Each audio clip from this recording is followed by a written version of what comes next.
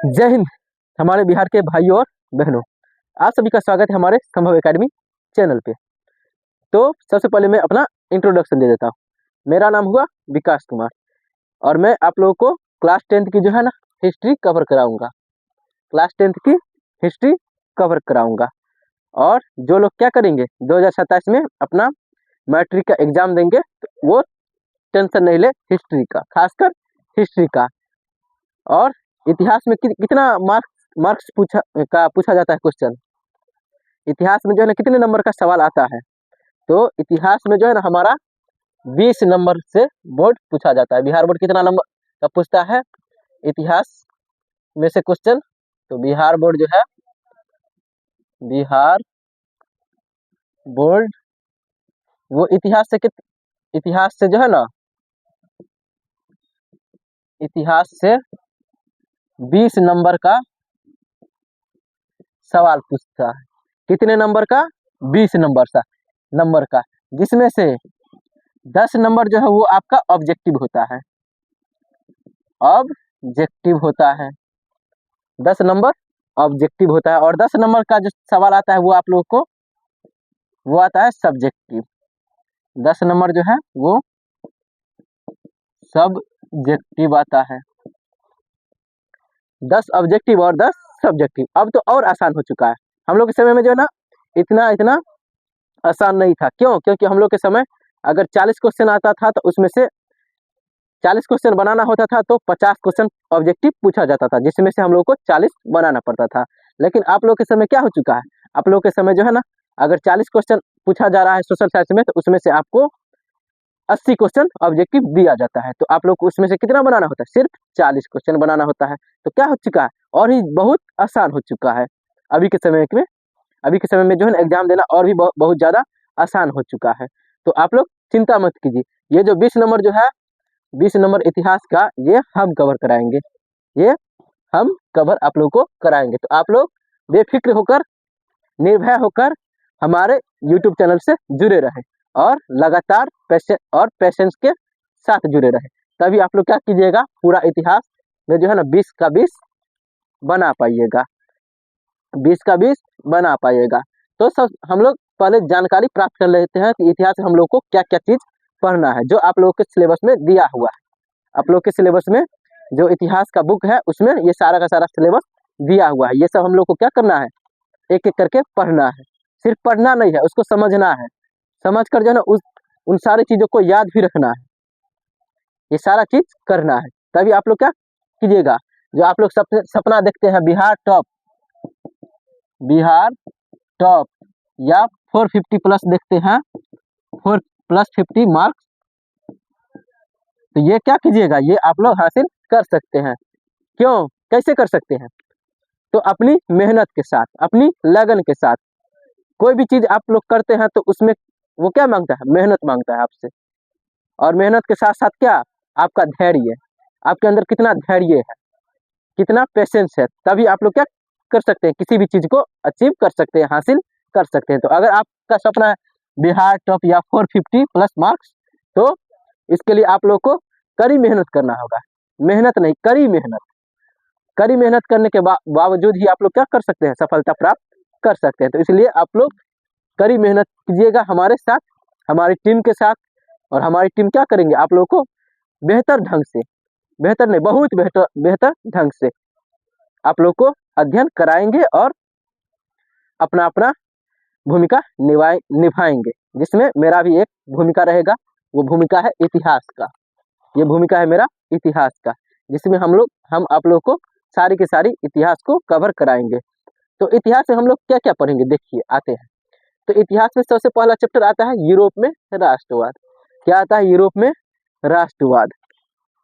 Europe में राष्ट्रवाद, यही से हमारा क्या होता है, सिलेबस स्टार्ट होता है।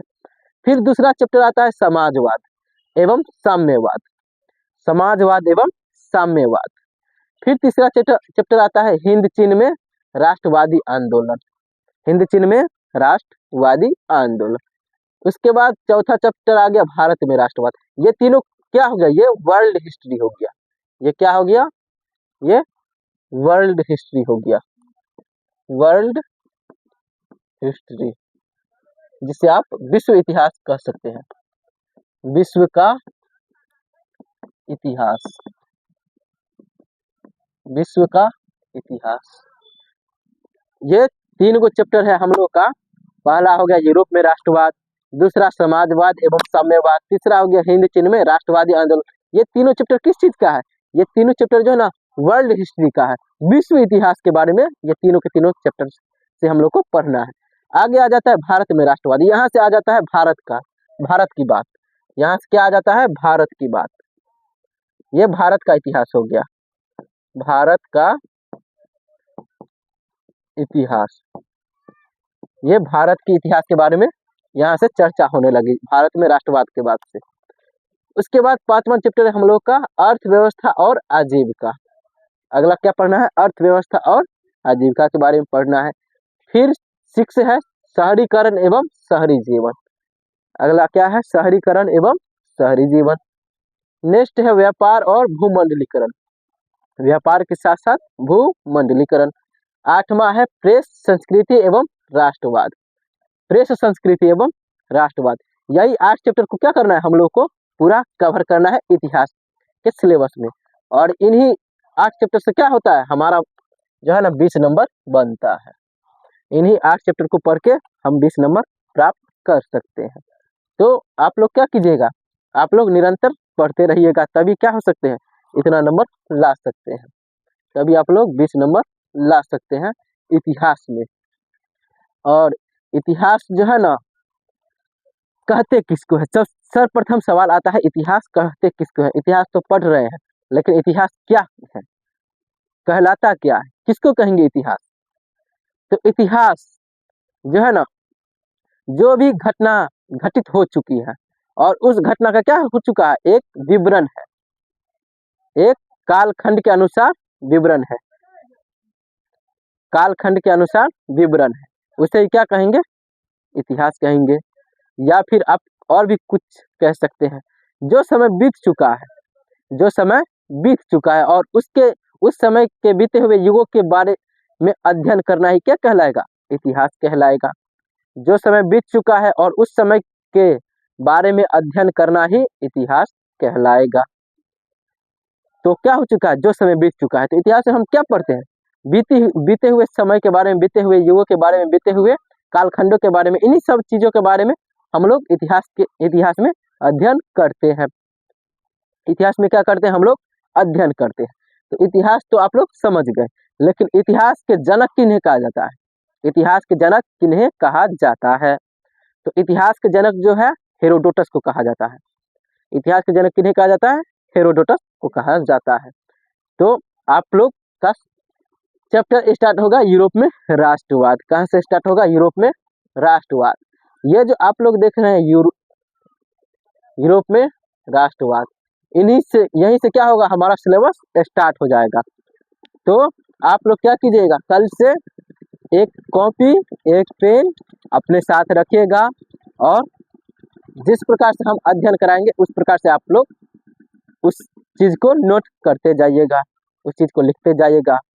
और अगर इस प्रकार से आप लोग कीजिएगा जैसे हम आप लोग को बता रहे हैं, लिखवाएंगे, तो उस प्रकार से अगर आप लोग एक अच्छा खासा नोट्स तैयार कर लिए तो आपको जो है ना कोई रोक नहीं सकता है 450 मार्क्स या बिहार टॉप होने से।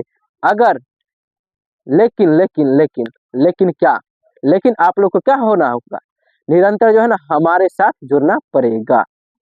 निरंतर क्या करना पड़ेगा? निरंतर हम लोगों के साथ जुड़ना पड़ेगा, तभी आप लोग ये सारा का सारा चीज अचीव कर सकते हैं, वो भी मुफ्त। हम आप लोग से पैसा नहीं लेंगे, कोई भी रुपया नहीं लेंगे, आप लोग को मुफ्त शिक्षा प्रदान करेंगे, जिससे आप क्या कर सकते हैं? जिससे आप अपने लक्ष्य को प्राप्त कर सकते हैं, फर्स्ट आ सकते हैं, टॉप आ सकते हैं, 450 प्लस मार्क्स ला सकते हैं। तो ये सारा चीज आप लोग को करना पड़ेगा और करने के लिए आप लोग को मेहनत भी करना पड़ेगा। बिना मेहनत का कुछ नहीं होता है। जब तक आप मेहनत नहीं कीजिएगा तब तक जीवन में कुछ भी नहीं संभव है। तो इसलिए आप लोग निरंतर मेहनत करते रहिएगा। और कल से आप लोग यूरोप में राष्ट्रवाद, लेकिन इन सारे चीजों को तो हम बता दिए। कल हमारा स्टार्ट होगा यूरोप में राष्ट्रवाद। तो यूरोप में राष्ट्रवाद हम लोग का जब क्लास होगा उससे पहले आप लोग का एक कार्य ये है कि आप लोग के पास एक जो है ना क्या होना चाहिए, हिस्ट्री का किताब होना चाहिए, इतिहास की किताब होना चाहिए, वो भी एनसीईआरटी लेवल का, बिहार सरकार के जो द्वारा जो प्रकाशित किया गया है BTST करके जो बुक है वो होना चाहिए। और उस किताब में क्या करना पड़ेगा, आप लोगों को सर्वप्रथम यूरोप में राष्ट्रवाद को पढ़ लेना है। पढ़ लेने के बाद जो है ना हम जो आप लोगों को क्लास कराएंगे उस क्लास को देखना है, तभी आप क्या कर सकते हैं, समझ सकते हैं। पढ़ के और जब हमारा लेक्चर देखिएगा तो आप लोग को जो है ना बहुत ज़्यादा क्लैरिटी मिलेगी, बहुत ज़्यादा समझ में आएगा।